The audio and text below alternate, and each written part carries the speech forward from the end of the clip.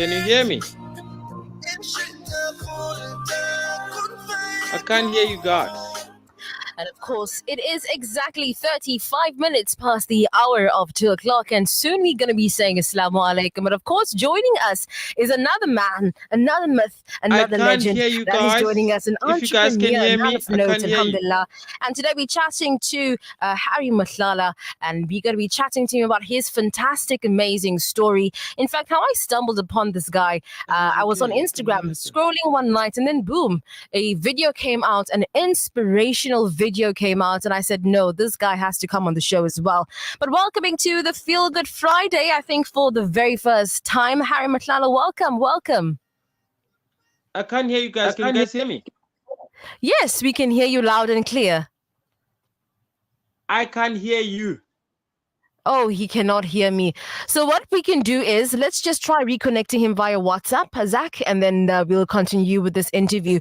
But just to give you a little bit backstory of Harry, he's an entrepreneur, and he left his 9-to-5 job to obviously, pursue the rule and the role of entrepreneurship, inshallah. So let's just try getting him on the WhatsApp line, inshallah. And when we come back, we are going to be chatting to Mohlala. So don't go anywhere. Lots to chat, lots to debunk on this show today.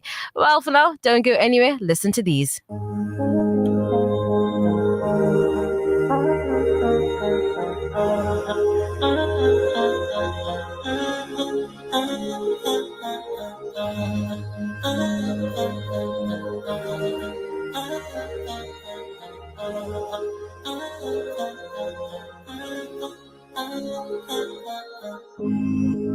I don't have lots of money. Sometimes it can be scary, but I don't seem to worry, 'cause I got something better though. I don't need a fancy car. Life's broken me down with scars. On my back I just count the stars, but I'm holding on, yeah. Cloudy storms and winter rain. Sometimes I just feel this pain. I need better days. You'll give me brighter days. It gives me reason and hope. And of course, indeed, it's 90.4 FM in Durban and 105.6 FM in Pietermaritzburg. Let's try that again. Joining me on the line for the very first time is Harry Mohlala. Harry Mohlala, welcome to the Feel Good Friday. Hi, thank you. Okay, can you guys hear me? Yes, we can hear you loud and clear. How are you doing this afternoon? I can't complain. How you guys doing? We are doing fantastically fine. I was telling the listeners and how I stumbled upon your inspirational video. But of course, before the internet starts to, give us headaches now, let's just get straight into the interview. Harry, thanks for joining us today. Tell us about your recurring dream that inspired you to start, Coffee on Greyston. And what was it about the dream that resonated with you? So I've been telling people that I don't normally sleep during the day, and on times that I did, I had this dream that came to me, and on the dream I had a coffee stall on the side of the road. But then it didn't happen once, it didn't happen twice, I think 3 times or more. And then that's when I got a wake-up call to say that I think it's about time that I chase that dream instead of sleeping on the dream. I mean, I used to work for a company, but I decided to leave that job so that I can chase the dream that I am chasing currently. So I think it was given to me by my ancestors and the God. So hence I'm where I am today. Yeah. Okay, absolutely. Now let's talk about, you spoke about coffee. Now let's talk about the first day selling only 2 cups of rooibos tea. Must have been tough. Now, how did you stay motivated and keep going? And what was, the turning point for you? The part where you said, man, I need to do X, Y, and Z, and this is how I'm going to go about doing it. So I think when I went there blind. I didn't know what I was getting myself into. And then I chose to go on the 17th of January because it's mid-month and I know that people are coming back from holidays. They don't have money and all.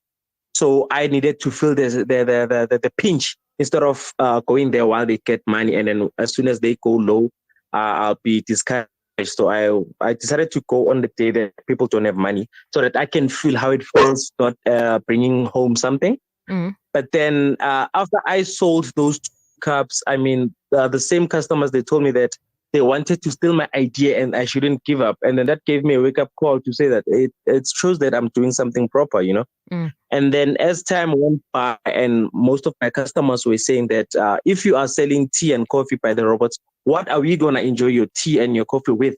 At least bring biscuits, bring pawns and everything. So that's when I decided that let me at least go into getting something that they can eat. And then, I think that's where everything turned around. Yeah. Absolutely. Now, first of all, and second of all, congratulations on employing your very first team member. What are your plans for expansion, and how do you see your business growing in the near future? I'm glad that you mentioned that I've employed one other person. But as of yesterday, I sent out a post. I looking for 2 more sales representatives. So I'm gonna be opening a new corner in, I think, probably next week. So I'm just looking at empowering other people as well. And the ultimate dream is for me to have a hustle hub where we help people with their businesses. Should it be that they want to be placed at a job, we can work with job placements, companies like that, so that we can place people if they want jobs instead of them going to business. Yeah. Oh, absolutely.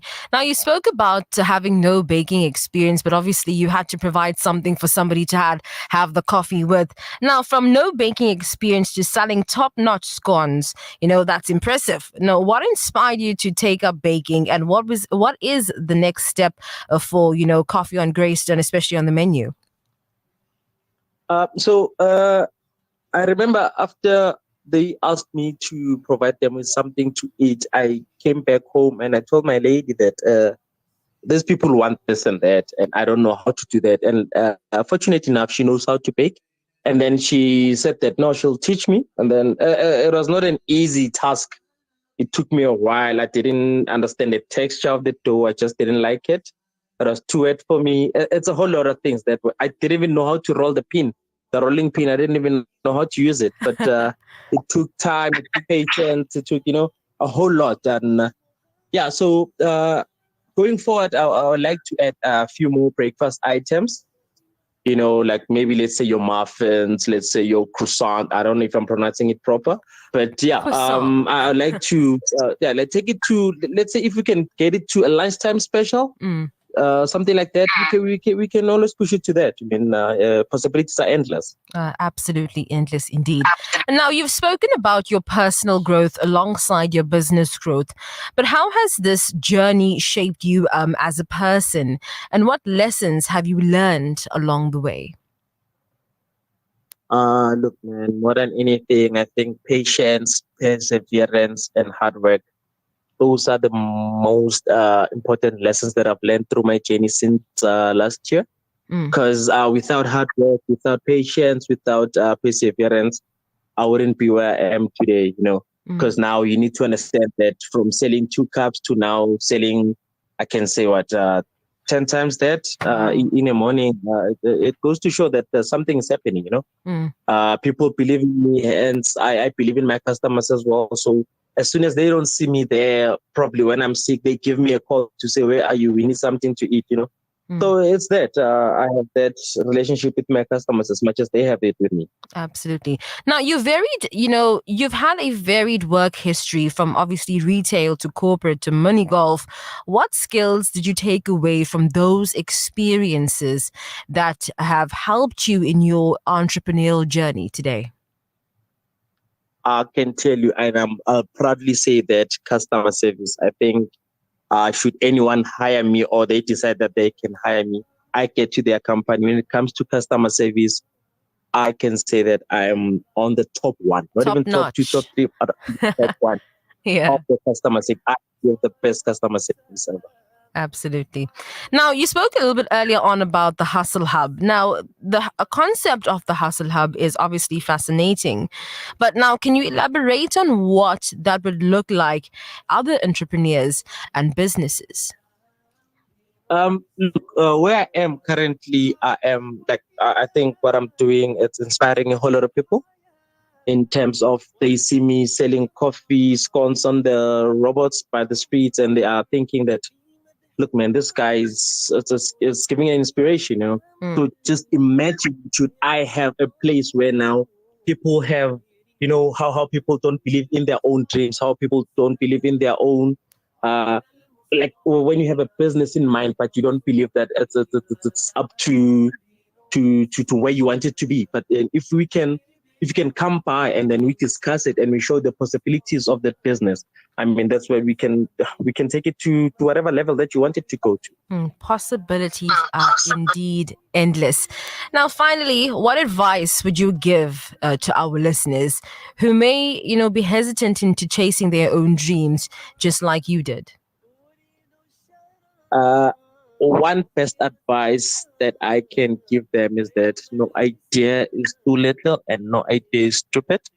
Just start. And then just start. If you fail, remember that there are 25 more letters to the alphabet. If plan A fails, there are 25 more letters to the alphabet. So I don't know. Apparently in Greek, there's a whole lot more, but because we are in South Africa, so it's just 26 letters. So look, nothing is stopping you from doing anything, really. Nothing is stopping you. Well, Harry Mohlala, thank you so much for joining me today and sharing your inspirational story on our Feel Good segment. Thank you so much for the invite. Hopefully I've inspired one other person out there. Absolutely. I'm hoping that you did it well. Have yourself a lovely afternoon. Likewise. Thank you. Bye. All right, bye. All right, of course, it's 90.4 FM in Durban and 105.6 FM in Pietermaritzburg. Feel good interviews, feel good vibes, feel good inspiration right here on your Feel Good Friday. Of course, it's myself, Bibi, Amina, Phili, with an amazing team behind me, Asif and Zach, making it happen, making sure things don't glitch here. Even if we don't get them on StreamYard, we'll get them on WhatsApp. That's how we do it. Of course, it's 90.4 FM in Durban and 105.6 FM. If you missed out on that interview, just pop on, go on Facebook, and you can check us out there if you missed out on all the good stuff. Let's go for a short outbreak, and inshallah, when we come back, I'm sure we're going to be wrapping up. Thought they were gone forever? You thought